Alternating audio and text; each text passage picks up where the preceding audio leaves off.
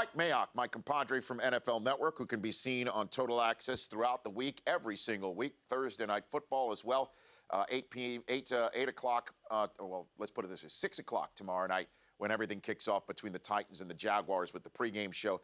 Mike Mayock joining me here on the Rich Eisen Show. How you been, Michael? Rich, I'm doing great, and I'm all in on a bigger playoff. Right. Yeah, me too, right? Eight is the perfect number. Do you have another number in mind, though? Or I've been preaching, Rich, for 10 years, and 8 is great. 12 would be fine with me. I'd even go 16, but I think 8 or 12 is the perfect number. And like I heard you just say, you can work the bowl system into it. I actually love the idea of giving the higher seed a home game in the first round. Then there's less travel costs associated, et cetera. Sure. And I just think it's a home run, and I think all the old school people and the bowl affiliations with the conferences is all BS, and we've hung on to it for way too long. And let's give the kids an opportunity to go play for this thing. Who's the best team in college football you've seen this year, do you think, Mike? I think Clemson really intrigues me. They've got playmakers. I watched their Notre Dame tape last week because there's first-round picks galore on both of those teams. And it's a fun tape to watch, and they're loaded. However, I would say that the way Alabama's playing football right now, and the way they've gone through this SEC schedule, watch out for Bama. So where are you in your combine/draft evaluation? I'd love to rip the lid off of that. Where are you in your process of putting things together for the talent evaluation portion that's right around the corner? Yeah, I'm ahead of schedule a little bit this year, tape-wise, because I've got a chance to start earlier than usual. And I've looked at the top 4 or 5 quarterbacks just because I'm always totally intrigued, and I've probably done 2 games apiece on the top 4 guys, and I'm pretty deep on the edge rush group because I think the edge rushers, depending on which juniors come out, and there are a bunch of them, I think it might be the deepest edge class we've seen in a long time. No kidding. Yeah, there's some really exciting kids in that group. And the quarterback thing, as always, is going to be intriguing also. Okay, so who is Bosa, the best guy that you've seen on film, on tape? I think Bosa's a top 10 pick, but he's one of a bunch of guys, I mean, that you can make a case for and he's more of a traditional 4-3 type of defensive end. He can play the run and the pass. He's a top 10 type of pick. I mean, there's a guy like Emmanuel Ogbah from Oklahoma State who I think people were talking about as a second-round pick. I've done 3 of his tapes, and I think if he comes out, he's a first-round pick. There's some edge guys that really people don't even talk about, like a Noah Spence was a transfer from Ohio State to Eastern Kentucky, Rich. He's been off most radars. He had some drug problems at Ohio State, apparently has cleaned himself up. I watched his Kentucky tape, and from a talent perspective, he's a first-round pick. It's just come flying off the edge. You're going to have to check him out off the field. But, I mean, I could go on and on about these edge guys, but, we're going to have to wait and see who declares. Right. Mike Mayock joining me here on the Rich Eisen Show. And what about the quarterback prospects? Who has impressed you most to say that that's a next-level guy that'll be a first-rounder in 2016? Well, I think the guys, and again, it's early, and I haven't done the way I'm looking at this is the first tape I put in was Jared Goff against Utah, where he threw 5 interceptions. Yep.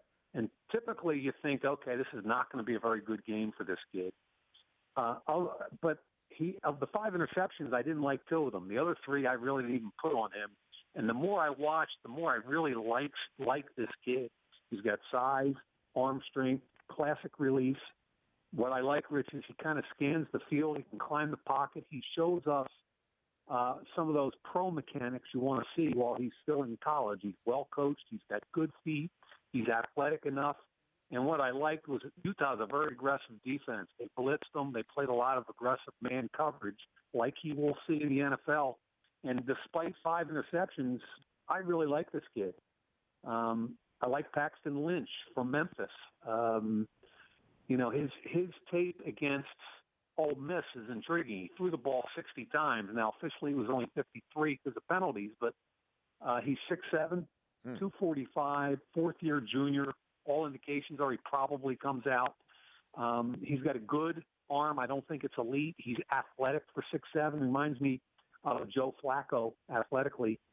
Good arm, good release. Has to hasten the process a little bit. But, I mean, in the second half against Ole Miss, against an SEC defense, man, he just hung in there, made good decisions, made accurate throws, kept moving the chains, did a really nice job. I like him a lot, too. Mike Mayock joining me here on the Rich Eisen Show. Again, you could see Mike's analysis throughout the week on NFL Total Access on NFL Network at 7 Eastern Time. And speaking of big, tall quarterbacks, a young man that we were talking about at the Combine a couple of years ago, Brock Osweiler is going to get a shot here, Mike, in Gary Kubiak's offense with Peyton Manning healing up for the foreseeable future. How do you think this kid is going to fare in the Kubiak offense? I think it's an intriguing conversation, Rich, a little bit like the Manziel conversation in Cleveland. And the reason I think it's intriguing is that about a month ago, I'm sitting here thinking to myself, man, Osweiler's in the last year of his contract. You don't know if he can play. You're built for the short term, trying to win a Super Bowl. You're undefeated. Peyton Manning's kind of getting back in the groove. How do you get Osweiler some live reps and figure him out? And I think it's the best thing in the world for Denver. What happened, and obviously I'm a Peyton Manning guy and always have been. Mm-hmm. But this gives them an opportunity to put this kid in. I watched what he did last week. You know, he looks the part, Rich. Big arm, big, strong guy, has enough movement skills. Played a quarter and a half last week, and it was okay. But I want to see him from the get-go, from snap number one. And whether he's got 1 week, 2 weeks, 3 weeks, or the rest of the season, they need to know how good this kid can be.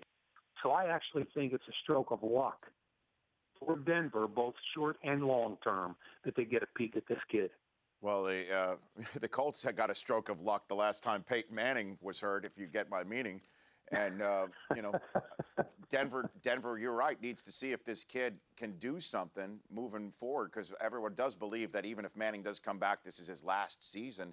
You mentioned the Manziel question in Cleveland. It appears Mike Pettin has finally come around, or at least decided, like, look, we got to see what we have.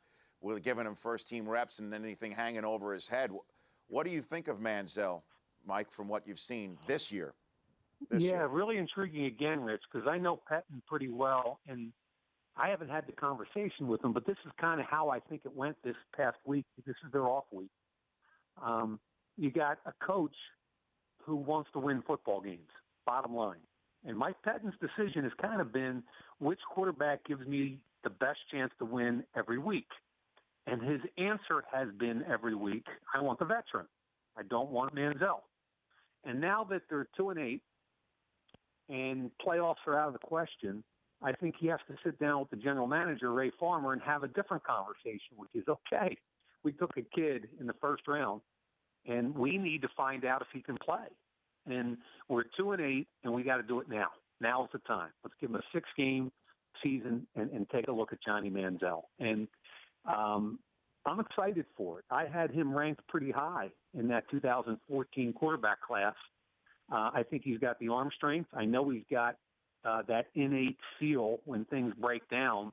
Like Mike Pettin, what I want to see is whether he can win games inside the pocket, because he's got arm strength. He's got all of that, but he's got to be patient enough to learn that process. And I think that's what we're going to see over the next 6 games. Yeah, and of the top 5 quarterbacks taken in that draft, I mean, Garoppolo, we're going to have to wait and see for a while, but Bortles, who we're seeing tomorrow night for Jacksonville, Bridgewater, who's atop the NFC North right now with the Vikings, and Derek Carr. These guys, it's a pretty good class when it all comes down to it, the way that we're seeing first blush just 2 years in, when you think about it, Mike. You know, first of all, people ought to be talking more about the Minnesota Vikings and the job that Mike Zimmer has done with that team, along with Rick Spielman and Teddy Bridgewater. But what Mike Zimmer's done there is outstanding. Secondly, on the quarterback issue, I went back and looked at my 14 rankings. Just, you try to learn a little bit from your own mistakes. And Bortles went 3rd overall. I had him as the 15th best player in the draft. Manziel went 22nd overall. I had him as the 10th best player and my number 1 quarterback. Bridgewater went 32nd. I had him at 42. Carr went 36. I had him at 20. And Garoppolo went 62. I had him at 38. And I'm looking at this, and if you had to reshuffle the deck and you held a gun to my head right now, Rich, and told me I could have one of those 4 kids or 5 kids right now to start a franchise, I would probably take Derek Carr. I think he's played that well, and I think he is the foundation of that Oakland Raiders franchise going forward. That's saying a lot, Mike. That is saying a heck of a lot right there. I mean, and with the 2 kids this year, Mariota's shown some flashes. There's no question about it. And Winston, I know you and we spoke a lot about him, and I know your 2 question marks about him was whatever off the field, which was a total question mark. But your on the field question mark about him was all the interceptions, and he went 4 straight games without throwing one. Yep, he's looked pretty good. It's funny, Rich. I've had a couple of conversations with some coaches around the league about the 2 quarterbacks, and pretty much what you thought at draft time has happened, which has been Mariota picks things up very quickly, and he did. He got a little bit of a quicker start than Winston did, and he's got a really quick release. The ball comes out. I think he's going to be a really good quarterback. Winston struggled early on, with decision-making, forcing the football. But to his credit, Rich, he's learning. And, even though Mariota got out of the chute a little more quickly, I think Winston's gained ground, and he's been fun to watch. And I think both of them are going to be really good NFL quarterbacks. Last one for you, Mike Mayock. You're my Belichick whisperer. You go way back with him. And now they're lost Dion Lewis and Julian Edelman. Those are 2 matchup nightmares that the Patriots were able to use at their disposal that they won't for the rest of the regular season, at least in the case of Edelman. How do you think Belichick and McDaniels use their constantly changing fungible game plans and roster to pick up the slack and keep on keeping on, Mike? It's amazing, isn't it, when you look at what they do, because, they're playing 3 rookie offensive linemen in their rotation. Right. It's unbelievable. Every time somebody goes down, it truly is next man up. I think Amendola will obviously pick up some of the Edelman slack, but Edelman has gotten so good at what he does. Amendola will help. I think Brandon LaFell has come on.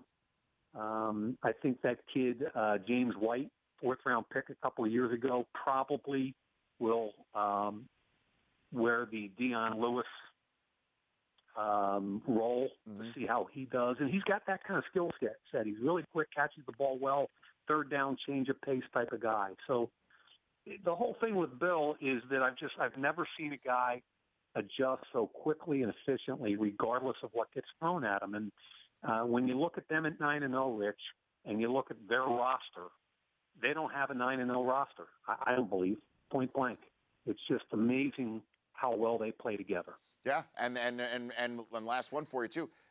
Butler, with the exception of that one big play for Odell Beckham, it was like Butler Island. He was balling out, this kid that came to the fore, obviously, at the Super Bowl. He is growing up fast in New England. Yeah, and people know that he went to a tryout camp just to become a free agent. That's right. What people don't know, a lot of people don't know, and I had this conversation with Coach Belichick, I was embarrassed because a year ago in training camp, they worked out with Washington, with the Redskins in Washington, and I was at their camp practices a year ago in August. And I was embarrassed. I went up to up to Bill, and I'm like, who's number 21? He's got great feet, and I don't recognize his name. Western Alabama, I'm supposed to know the draft. I never heard of the kid. And Bill kind of laughed and said, nobody did. We had a bad 40 time on him. Apparently there was some kind of like a 4.6 time on this kid that came from somewhere. And most of the teams are like 4.6 corner. He's not that big, no way. And point blank, he's one of the fastest guy on the Patriots team. Unbelievable.